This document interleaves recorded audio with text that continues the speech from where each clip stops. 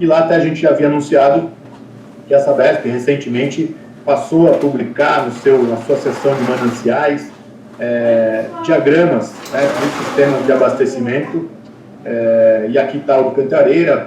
Ele, vamos dizer, visualmente é um pouco poluído, né, mas ele traz todas as informações, né. Então nós temos aqui os reservatórios na área geográfica da bacia, a afluência, o nível de cada reservatório, a transposição do Jaguari, né, que hoje está em 8,13 metros cúbicos por segundo, e aí tem as descargas a jusante. Alguns principais usuários, né, são essas letrinhas aqui, né, I, letra K, tá bem pequenininha, não sei se todo mundo está vendo,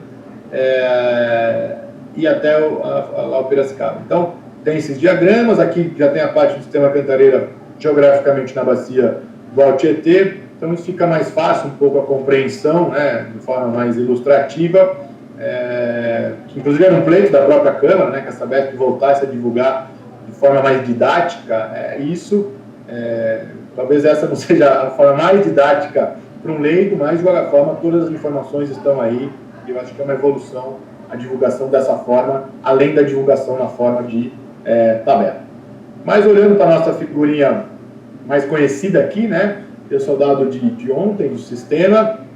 Então, a fluência ontem estava em quase 25, né, 24,88 aí no pós-chuvas, até porque vocês vão ver que as chuvas mais intensas se concentraram na porção média da bacia, né, nas cabeceiras do Cantareira choveu praticamente metade do que acabou precipitando nessa porção mais média, 24,88, a transposição do Paraíba do Sul 8,13, portanto entrando aí algo como 32 no reservatório. O Paraíba ontem estava com 83,5 do volume útil lá do reservatório Jaguari, que transpõe água para a bacia do Cantareira, especificamente no Atibainha, né? Então entrando 32, saindo 5 para as bacias PCJ, né? Ou seja, fizemos um fechamento no pós-chuvas, hoje está descarregando 5 metros cúbicos por segundo, mas quero lembrar a todos que, como já conversamos, abril e maio foram meses bastante severos em relação à estiagem, né? Depois o Jorge Mercante pode conversar um pouco, e a Isis também sobre isso. Tanto é que não é à toa que no mês de maio, o próprio DAE, né, que tem as funções aí de administrar as descargas no período úmido, chegou a fazer descargas de 10 metros cúbicos por segundo para as bacias PCJ, né? 9 no Jaguari, 9 no Atibaia e 1 no Jaguari, né? Essas são as vazões que a gente praticava normalmente no mês de julho, agosto, setembro, já sendo praticadas no mês de maio. Então, nesse momento, está descarregando 5 para as bacias PCJ, sendo 3 metros cúbicos no Cachoeira, 1,5 no Atibainha e meio no Jaguari, Jacareí, totalizando 5.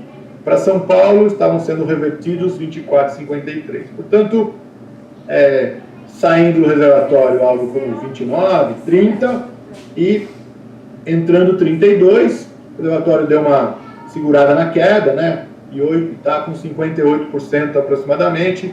Por dia o reservatório, quando a gente descarrega 10 e a Sabesp retira algo como 24, esse reservatório cai aproximadamente 0,2, de 0,1 a 0,2 por dia, né? Isso depende um pouco da afluência, evidentemente. Então é fácil fazer um pouco a conta até o final da estiagem, quanto que a gente consumiria do reservatório, né? Se chover 0, né, que é bastante improvável, mas se chover 0 até 30 de novembro, a gente consumiria aí algo como 35%, reduziria em 35% o patamar que está hoje, né? Isso se chover 0. Se chover X, isso vai, claro, que diminuindo e, portanto, as nossas previsões de cenário que a gente faz de queda aí de 0,1, 0,2% ao dia, num reservatório que hoje está com 58%. Tivemos algumas ocorrências no mês de... Felipe, eu não estou conseguindo ver o chat. Se tiver alguém inscrito para falar, alguma consideração, por gentileza me avise, tá? Não, por enquanto está tranquilo.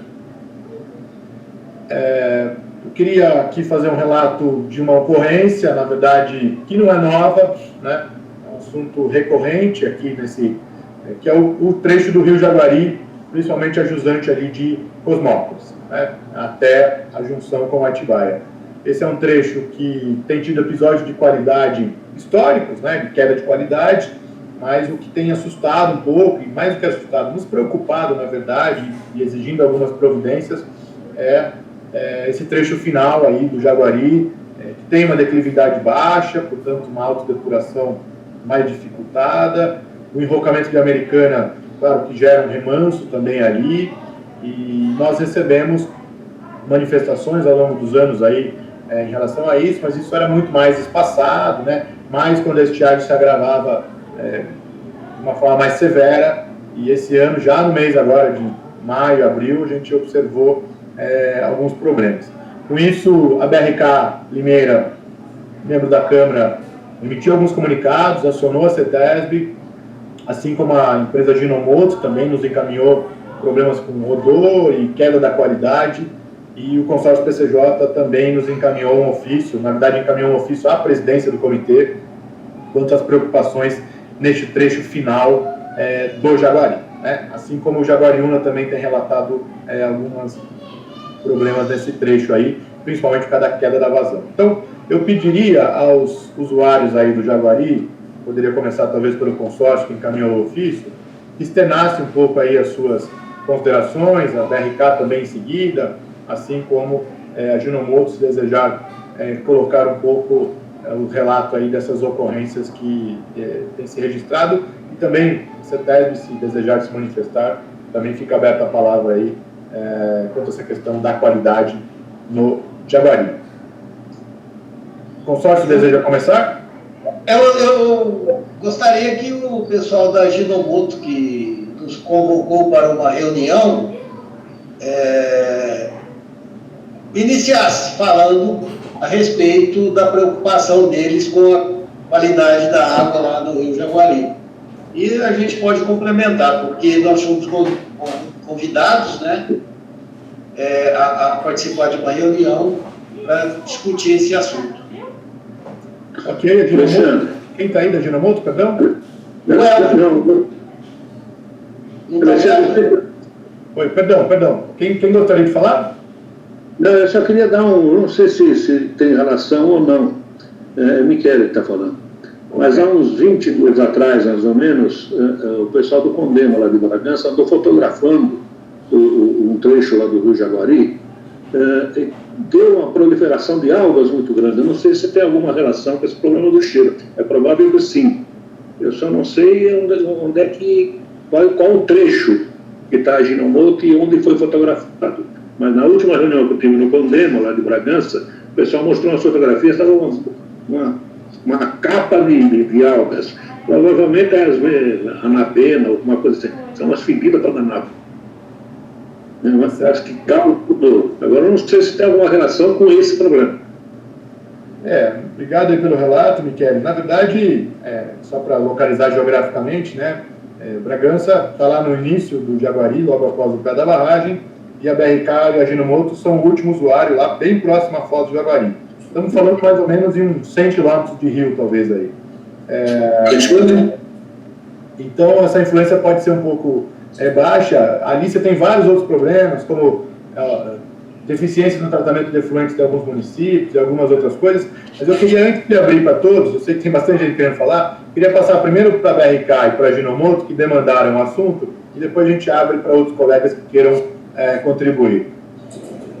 Bom, bom dia a todos. Eric BRK, parabéns pela reunião, né, novo formato.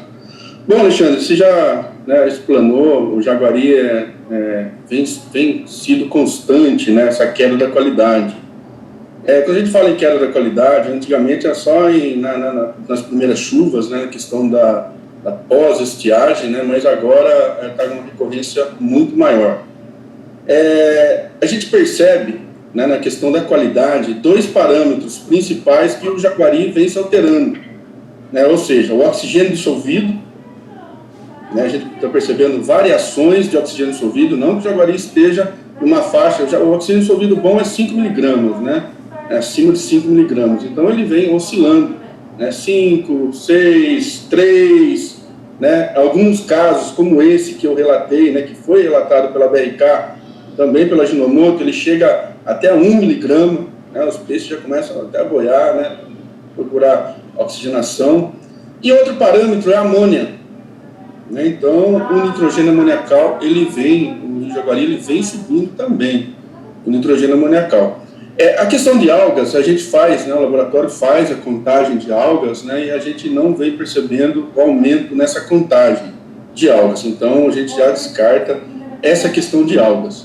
É esses dois parâmetros mesmo, né? E o terceiro parâmetro que está aparecendo também, que é o fenol.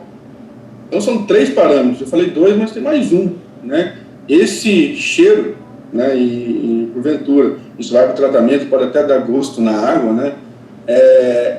A gente tem percebido ocorrências de fenol, que é um terceiro parâmetro, né? A gente percebe, né, pelo histórico do Rio Jaguari, que quando ele chega com 6 metros cúbicos por segundo, 6, 5, ele fica muito sensível, né? Muito sensível, né? Matéria orgânica, qualquer despejo, lançamento, enfim, muito sensível, né? Pode aparecer esses parâmetros, mas é isso, né? A gente vem percebendo essas ocorrências, né? No Rio Jaguari, a maioria dessas ocorrências, né? Quer dizer, um aumento, né, dessas ocorrências. Ok, obrigado, Eric, pelo relato, né? Limeira tem 2 mananciais, né? Tem o Pinhal e o Jaguari. Nesses momentos tem se abastecido do Pinhal, mas já tivemos episódios, inclusive, neste ano, no ano passado, na verdade, onde muitas vezes o próprio Pinhal não consegue muitas vezes abastecer. Eu sei que há um grande trabalho aí da Prefeitura de Limeira, junto com o consórcio, várias entidades, para a preservação, recuperação dos mananciais, nessa bacia de contribuição do Pinhal, justamente que é fundamental para Limeira quando o Jaguari tiver qualquer tipo de dificuldade de qualidade ou quantidade, né?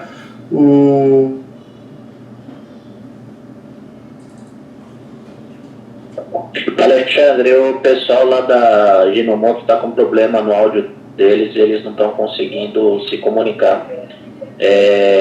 Eu ofereci a possibilidade, se eles tiverem alguma contribuição, eles vão colocar no site, depois eu passo no chat, depois eu passo para você.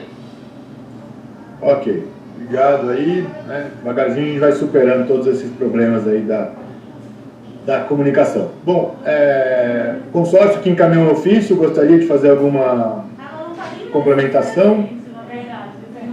Não tenho nada a complementar, não, Alexandre.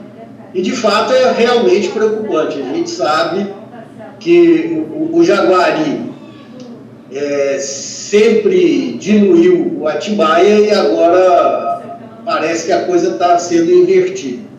Então eu acho importante nós voltarmos os olhos para o Rio Jaguari, para a qualidade da água do rio, com mais atenção. Porque como ele sempre apresentou aquela história, né? Quando está tudo bem, não está bem, deixa de lado e vai levando. E agora a gente percebeu que não é bem assim, né? O Jaguari está com uma qualidade muito ruim de água, né? E é importante, precisa voltar as atenções também para o Rio Jaguari, não apenas para a qualidade da água do Atibaia, né? Então é isso, nós estamos acompanhando e auxiliando os nossos associados nessa questão da qualidade. É isso, é importante frisar que é necessário voltarmos os olhos para a qualidade da água do Rio Jaguari. Ponto. Obrigado. Ok, obrigado, José César. Aproveitando essa fala do José César, acho que o Jorge Mercante tinha pedido a palavra, mas só dizer também que, como providência, né, não só desse episódio, esses episódios têm sido recorrentes, né? Até o Lúcio da CETESB está aí, depois pode até falar alguma coisa sobre campanhas de fiscalização, alguma coisa nesse sentido. Mas a gente tem mantido contato também com os usuários um pouco mais a montante, né, do Jaguari, principalmente ali a captação da Sabesp em Paulínia, né? Tem uma grande captação ali para Paulínia. Alexandre, por favor, se puder desativar seu vídeo, está cortando o seu áudio, por gentileza, para ver se melhora o fluxo da transmissão. Cortei o vídeo aqui. Melhorou?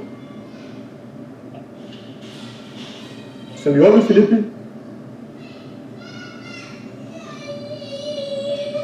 Olá, Felipe, você está me ouvindo? O áudio está dando para ouvir bem aqui, Alexandre. Ah, obrigado. Obrigado pelo apoio. Agora voltou, Alexandre. Agora está perfeito. Sei quem me ajudou Obrigado. aí, uma voz feminina. Muito obrigado quem me ajudou. Não, então, eu estava dizendo que no Providência a gente tem observado outras captações mais a montante, né? Principalmente um parâmetro ali é a Sabesp em Paulínia, que tem uma grande captação de 1 metro por segundo para Paulínia, Montemor e Hortolândia. A Sabesp, né, não tem relatado grande problema de qualidade, e outros municípios um pouco mais a montante, em que pese esse cenário que o Michele colocou de alga, seja a captação da Sabesp em Bragança, seja a Santa e outros usuários, a gente tem conversado e não recebido dificuldades de tratabilidade, vamos dizer, em relação a isso, né? Lembro que na regra do Cantareira não são previstas vazões pensando como uma regra automática na qualidade, né? Imagino que essa seja um cenário para renovação, de alguma forma, isso a gente vai ter que discutir, né? E tem que ter discussão, como que a qualidade entra nessa regra. E aí, toda vez que nós, enquanto coordenação, recebemos uma demanda, seja de Jaguariúna, como recebemos uma demanda de Jaguariúna e pleiteamos ao DAE uma abertura que ocorreu, ou nesse trecho final, nós, dentro da nossa autonomia e liberdade, temos feito descargas para manter minimamente um nível no Jaguari, né? Mas, olhando para os nossos volumes disponíveis, né, no momento que o bicho pega no Atibaia, que a gente tem que liberar 8, 9 para o Atibaia, muitas vezes não é possível fazer descargas muito maiores para o Jaguari. Acho que o Jorge Mercante estava inscrito. Jorge, você queria falar? Não pedi a palavra, não. Então, desculpe. Eu consultaria o Lúcio da CETEB, se gostaria de falar um pouquinho. O Lúcio talvez seja o nosso homem mais experiente na bacia do Jaguari, e a CETESB Paulínia tem feito muitas ações junto com a CETESB Limeira, e não sei se o Lúcio tem alguma complementação a esse assunto, que não é novo, quanto às questões de Cosmópolis, Arthur Nogueira. O Lúcio talvez possa trazer algumas informações quanto à entrada em operação de novas estações ou qualquer coisa nesse sentido. Lúcio, por favor. Então, eu fico contente que a Câmara Técnica se volte para a qualidade das águas do Jaguari e de todos os rios, né? Porque, na realidade, isso é um trabalho diuturno nosso, né? Mas, em relação ao Jaguari, a gente sempre tem que entender os rios, eu tenho comentado isso muito, né? Pelos seus compartimentos. Então, a situação do compartimento do Jaguari lá nas proximidades do reservatório é uma, no trecho médio da bacia do Jaguari é outra, e nesse trecho final é outra, né? O que a gente tem identificado pela agência de Limeira, porque a agência de Paulínia não fiscaliza esse trecho final do Jaguari, a nossa fiscalização se interrompe no município de Jaguariúna, né? Mas eu lembro que, na realidade, a tributária do Jaguari também, né, contribui para o Jaguari. Mas a agência de Limeira tem acompanhado esse assunto mais recente, né, da questão dos odores percebidos aí nas captações. O que se conhece desse trecho da bacia é que ele é impactado pelo lançamento de esgoto sem tratamento de Cosmópolis e Arthur Nogueira.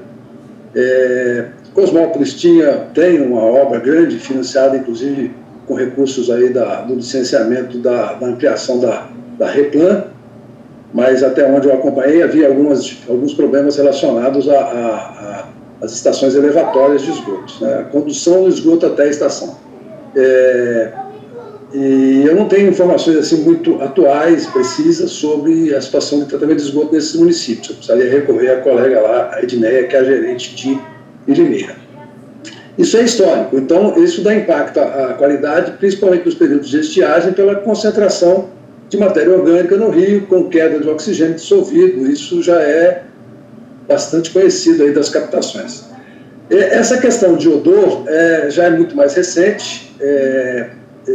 Quando houve um episódio inicial aí houve um contato com a agência de Limeira, que estava fazendo uma busca da identificação do problema, e nós também, pela agência de Paulínia, fizemos o contato com as captações de montante, né?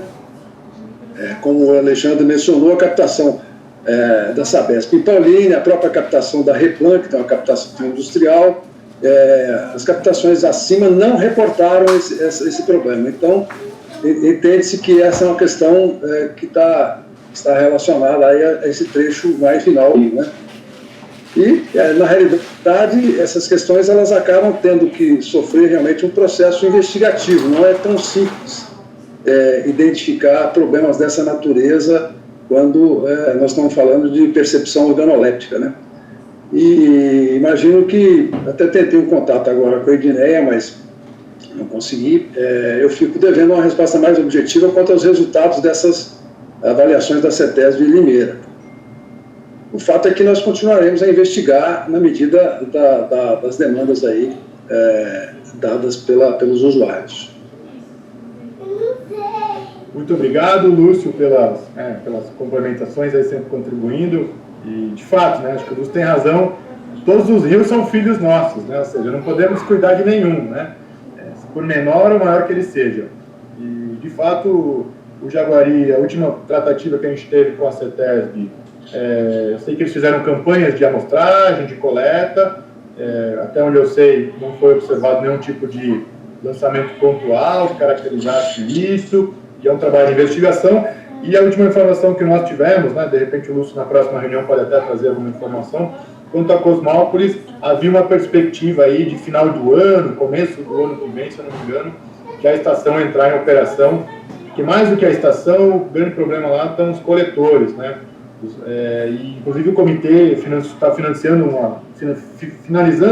uma obra lá de interceptor, quanto à rede, e tem ali também um trecho de Artur Nogueira. Então, de fato, quanto à questão da carga orgânica, com a entrada em operação aí no cenário de curto, médio prazo, diria que mais de médio prazo dessas estações, esse problema tende a se atenuar quanto à carga orgânica.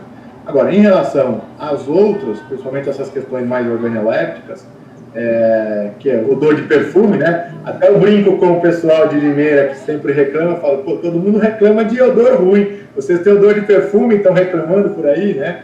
Mas, brincadeiras à parte, isso traz consequências sim para o tratamento de água, e estamos atentos e sempre que possível faremos liberações adicionais no Jaguari para melhorar a condição tanto da quantidade quanto da qualidade nesse trecho, né? Estou vendo o Ricardo de Jaguariúna, não sei se gostaria de falar alguma coisa, Ricardo.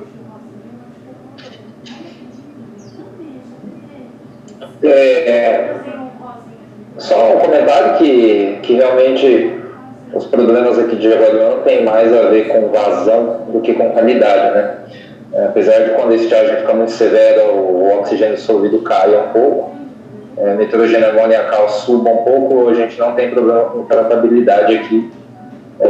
Então, as nossas observações aqui, felizmente, por enquanto, vão ficar só em relação às vazões mesmo. Obrigado. Obrigado, Ricardo. E, bom, diante disso, então, acho que quanto ao Jaguari, a gente fica aí atentos, né? Pediria que os usuários continuem nos relatando, mas principalmente continuem acionando a CETESB, relatando esses problemas pontuais que ocorrem, e o que tiver ao nosso alcance do ponto de vista de descargas de vazão, faremos com certeza dentro do princípio do uso racional, da racionalidade, que sempre orientou as nossas decisões. Com certeza atenderemos aí, ou pediremos para que seja atendido os nossos pleitos aí em relação à bacia do Jaguari, né? Bom, quanto à ocorrência, a principal ocorrência que nós tivemos no período foi essa, tivemos algumas outras menores, quanto a algumas variações no Piracicaba, algumas variações no Atibaia, mas para a gente não se alongar, a gente preferiu abordar a questão do Jaguari, que é mais crítica aí, já que 3 membros relataram esses problemas, né? Com isso, então, a gente encerra essa sessão de ocorrências, e eu gostaria agora de convidar a Isis, da sala de situação, fará aí uma breve apresentação quanto ao período úmido e um pouco das perspectivas da sala de situação para os próximos meses. Isis, muito obrigado, e com a palavra. Bom dia a todos. Então, como o Alexandre falou, eu sou a Isis, eu trabalho na sala de situação, no DAE, em Piracicaba, para quem não me conhece. E todo mês na CTMH eu faço um resumo do que aconteceu em termos do monitoramento hidrológico, e eu vou fazer isso em relação ao mês de maio. Eu vou desligar a minha câmera porque na última reunião, o áudio ficou ruim conforme eu fui apresentando, tá bom? Então, qualquer problema, vocês me avisem também, porque como eu vou estar olhando a apresentação, talvez eu perca a noção se está chegando aí a informação que eu estou passando ou não. Vocês vão me falando, tá?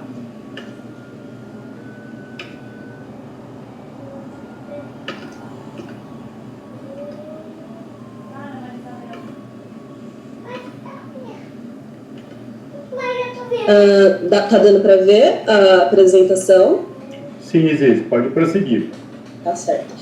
Só um detalhe, eu vou tentar passar mais rápido a apresentação do que da última vez, a pedido do Alexandre. Então, alguns tópicos que talvez eu costume me ater mais, eu vou tentar passar um pouquinho mais rápido. Então, como de costume, eu vou iniciar a apresentação falando das chuvas, né? Então, no mês de maio, foi um mês considerado seco, até porque se a gente comparar aqui com as médias são esses pontos em vermelho, com o que choveu, que é a barra em azul, ficou bem abaixo da média para a grande maioria dos postos, que alguns aqui não tem o valor de média, né? Mas para os que tem, todos na verdade ficaram com esses valores abaixo da média. E aí aqui tem alguns mapas que na verdade mostram a mesma coisa, que o que era esperado era em torno de 25 a 50 milímetros em termos de média, e o que choveu abaixo de 25 milímetros na maior parte das estações. Então ficou bem abaixo da normal climatológica. E aqui esse gráfico ele mostra a quantidade de dias de chuva. O que está em azul